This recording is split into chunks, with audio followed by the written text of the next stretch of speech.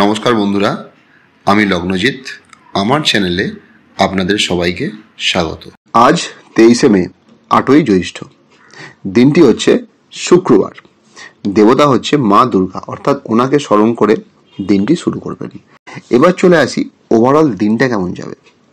আজ চন্দ্র মীন রাশিতে প্রথমে উত্তর ভাদ্রপদ অর্থাৎ শনির নক্ষত্রে অবস্থান করবে। এই নক্ষত্র চলবে আপ টু বেলা 12টা 19 পর্যন্ত।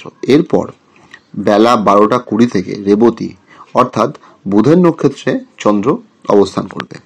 তাই দিনের প্রথম ভাগটা কিছুটা হতাশা বা কুড়েমি আসতে পারে। যখন শনির নক্ষত্র চলবে, কাজের জায়গায় পরিশ্রম বাড়তে পারে, দাঁত ও হাড়ের সমস্যা বাড়তে পারে, ওয়াইফের সাথেও কিছু কিন্তু প্রবলেম হতে পারে, ব্যয় নির্দেশ করছে।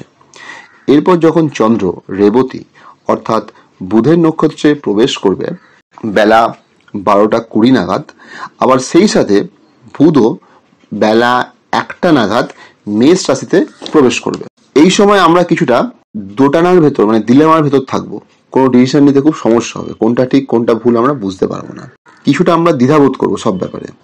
আমাদের ভিতর কিছুটা চঞ্চলতাও কিন্তু আসতে পারে। তবে যারা স্টুডেন্ট তাদের কিন্তু পড়াশোনার জায়গাটা ভালো হবে, রোগ অসুখ থেকে বেরিয়ে আসতে পারবে, কাজকর্মের জায়গাটাও মোটের ওপর ভালো। তবে যারা নার্ভের রোগে ভুগছেন তারা একটু বুঝে চলবেন, টাইম মতো কিন্তু মেডিসিন নেবেন।